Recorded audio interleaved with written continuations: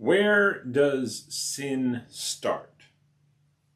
We've been looking at the Sermon on the Mount, and Jesus is getting to this central problem of humans. Let's talk about that. Oh, 5 minutes with Frankie. Hold on, I'm getting this song. It's loading, and here we go.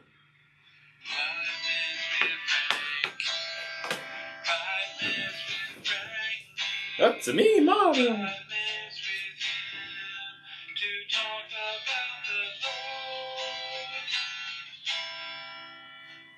Yeah. Good morning, beautiful people. It is Friday. Can you believe it? And it's raining again. Can you believe it? So the heart of the matter. The heart of the matter. There's this thing called the Ten Commandments, and they're pretty physically able to be met sometimes. But in all reality, what was he really getting at? He wasn't getting at really the physical means to these sins. Those were the end results of what happens when our heart or our mind makes little decisions that leads up to these big decisions. And so we just covered murder. Remember, murder starts with hate and disdain and really thinking of yourself first and other people. And so the heart of the matter is to think of God first, others second, and then yourself last, and you won't get to the murder part. Well, then he touches on the next one.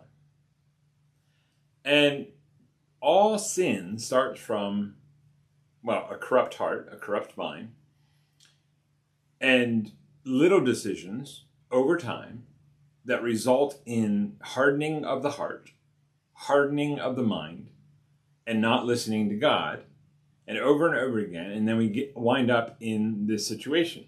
We wind up with this sinful situation that hurts a lot of people, not just yourself, but it hurts the church, it hurts God, it hurts the people that are involved. It's just a mess. Just an absolute mess. But all the way back there, if we took the heart of the matter, if we took the decision of standing up against sin with the Holy Spirit's power, we wouldn't have got there.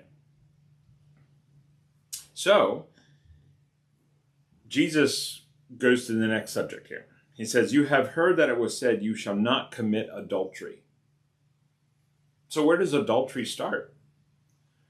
Where does that idea just one day you wake up and you commit adultery? No.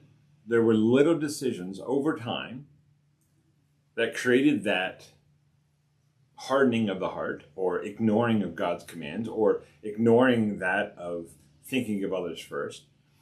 And you wind yourself up in that situation.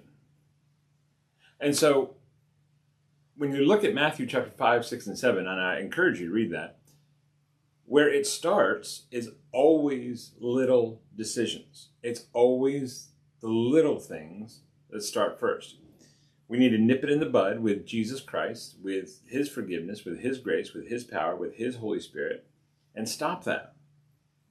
I have done so many marriage counselings and so many counseling that they could pinpoint literally where it started.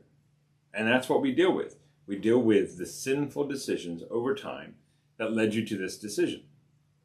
And if we can get down to that narrow decision, then we can go back and say, look, God can restore you, you can be forgiven. Now you just need to have the Holy Spirit power to work through this and restore yourself to these people. But many people don't want to do that. They just want to stay in their sin, ignore God and hate God, and then, choose really to hurt other people. So here's this next subject. So Monday we'll talk about the rest of what God says about this. But we have to understand that it always starts with little decisions. Well, I hope you have a good weekend. If you're not doing anything, we got Sunday at 9:15 is music practice. Sunday at 10 o'clock is class 101, and then 11 o'clock is services. You have a great weekend. I love you. Jesus loves you too. Goodbye.